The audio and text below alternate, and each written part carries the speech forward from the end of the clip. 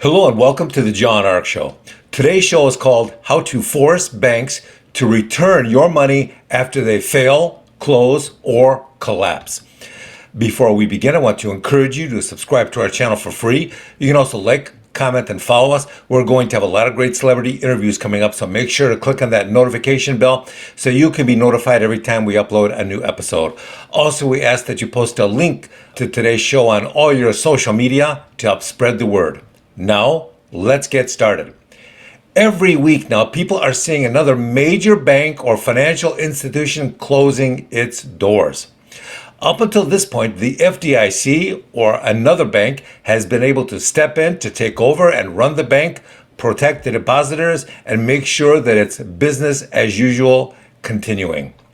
But it's clear to most people that this banking problem is nowhere near over. The bank failures are increasing in numbers. The collapses continue. The closures get more and more inconvenient, be they temporary or permanent. These things are gaining speed and momentum and visibility, and they're causing fear. Despite the mainstream media desperately trying to downplay things, the public is waking up to this massive, fast approaching threat. All these banks are collapsing for the same reason: fraud, mismanagement, incompetence, and outright theft. Theft on a scale that people have never seen before. Owners, management, and other insiders are taking enormous bonuses just before they close the doors of these failing banks. But what happens when this growing procession of failed banks becomes so large and unsupportable that the financial assistance stops coming? What happens when so many banks collapse or fail or just silently close their doors that the FDIC can do nothing about it? Because why? They're out of money. What happens when there are no more super banks to help intervene and buy more of these rotten, failing zombie banks that appear to have died and stolen your money at the same time? Well, the first thing that will happen when the financial aid and rescues stop is that a percentage of customers will panic and start banging on the doors of the banks that have disappeared with their money. They will call or email customer service, but guess what? No one's answering.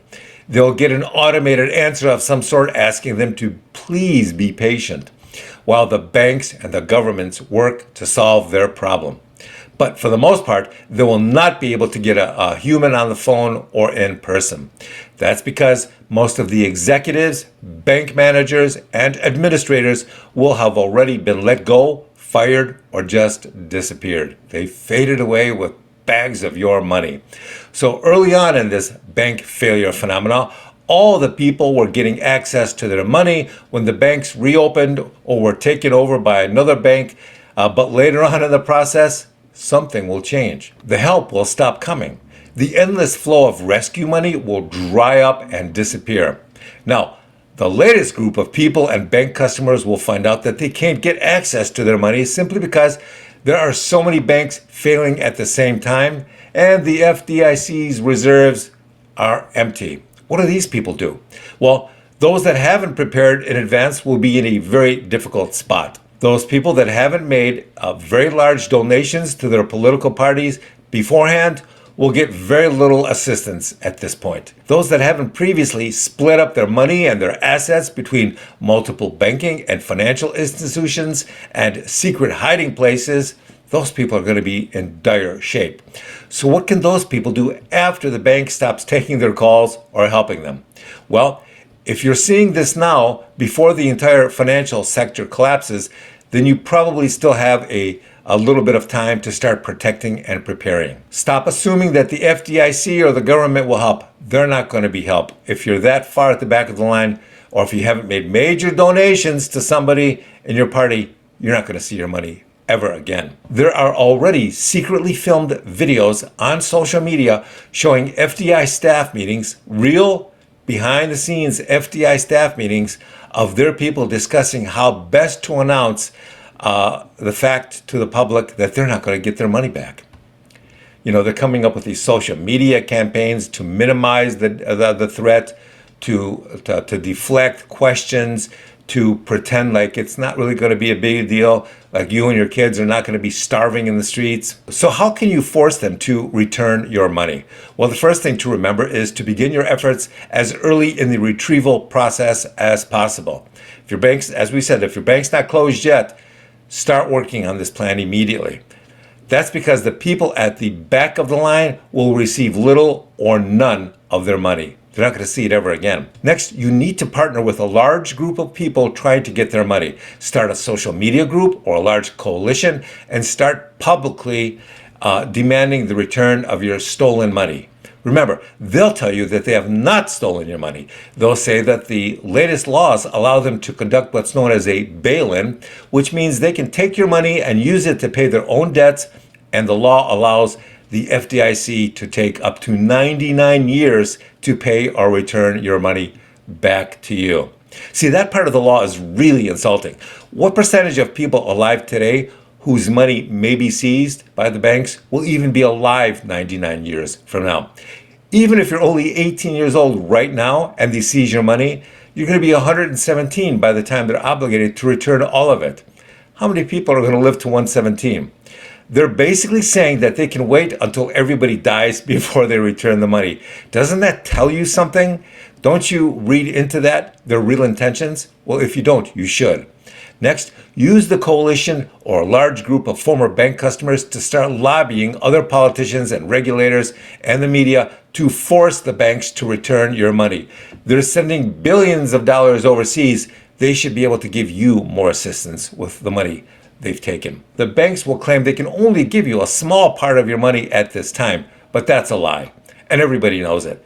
Peacefully protest and lobby and litigate the issue to force them to give you more of your money back more quickly. Next, you have to start going after the regulators and the legislatures and the members of the media who have allowed this wholesale theft of your money to occur in the first place. Take legal action and let the world know who these people are and how they stole your money. Locate and identify the banking executives who ran the banks that took your money and let the world know who they are. Let the world know about the enormous bonuses they absconded with. Bonuses for destroying their own banks. Always be peaceful and law-abiding, but be very persistent. The important thing to remember is that you have most of the power still intact before your bank closes. So that's when you need to exercise that power.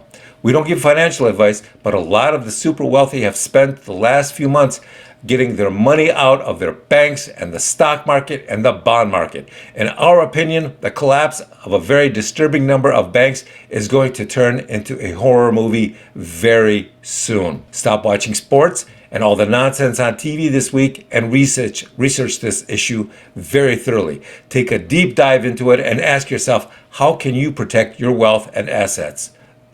What money you still have, how can you best protect it? Talk to your advisors, your friends, and the people you trust. Do exhaustive research online. Don't listen to or believe anything the banks or the politicians will tell you. That's because it will all be a lie. Do all of this now because very soon the options will collapse and things you could have done now will no longer be possible. It will just be you and your starving kids screaming for food that you can't afford to buy this week because the ATMs and the banks are no longer open, no longer dispensing your money to you. And remember this, no matter what they say, your money is not really gone. Money never really disappears. It's just in somebody else's pocket. Your mission is to get that money back out of their pocket and into your pocket. Thank you for watching. I want to encourage you to subscribe to our channel for free.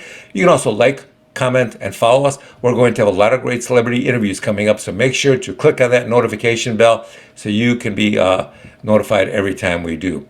Also, we ask that you post a link to today's show of our episode on all your social media to let everybody know. Thank you, and we shall talk to you soon. Bye-bye.